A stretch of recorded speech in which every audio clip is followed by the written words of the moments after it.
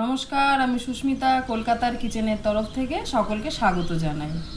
বাঙালি আর mutton এর মেলবন্ধন যেন যুগ যুগান্তর থেকে চলে আসছে।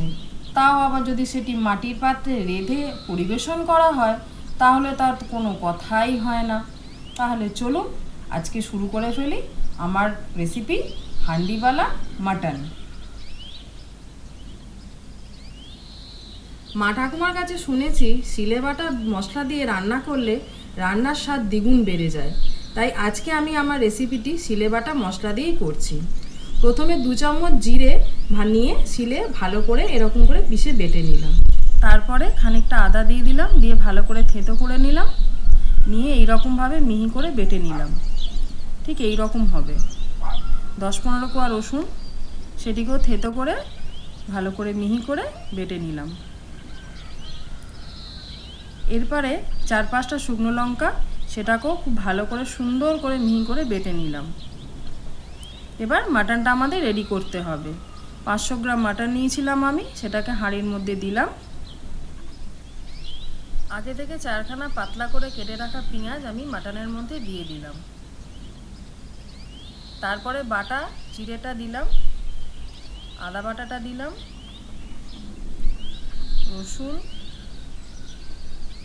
লঙ্কা দুটো বাটা দিয়ে দিলাম এবং টমেটো কুচিটা দিয়ে দিলাম। 1.5খানা টমেটো আমি কুচিয়েছিলাম। 4টে কাঁচা লঙ্কা কুচি দিলাম।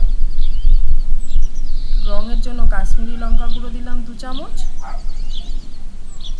নুন দিলাম পরিমাণ মতো। 2 চামচ হলুদ গুঁড়ো দিলাম আর সামান্য চিনি দিলাম স্বাদের জন্য। গরম মশলা গোটা দিলাম, গোটা তেজপাতা দিলাম 2টো। 100 গ্রাম ফেটিয়ে রাখা টক দই দিলাম। সর্ষের তেল দিলাম 1 বাটির কাছাকাছি।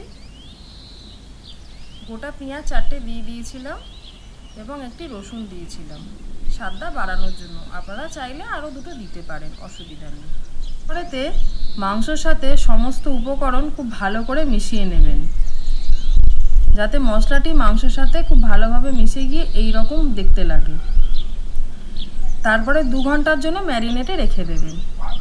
রেখে দেওয়ার পর এবার উনুনে বসাবেন মাংসটাকে তৈরি করার জন্য।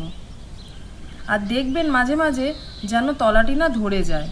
ব্যাস তৈরি হয়ে গেল আমাদের আজকের রেসিপি হান্ডিওয়ালা মাটন। আমি মাটির পাত্রে পরিবেশন করে খেয়েছিলাম। আপনাদের যদি এই রেসিপিটি ভালো লেগে থাকে তাহলে অবশ্যই কিন্তু কমেন্টে জানাবেন। আমার এই রেসিপিটি আপনাদের ভালো লাগলে একটি লাইক, শেয়ার আর সাবস্ক্রাইব করে দেবেন।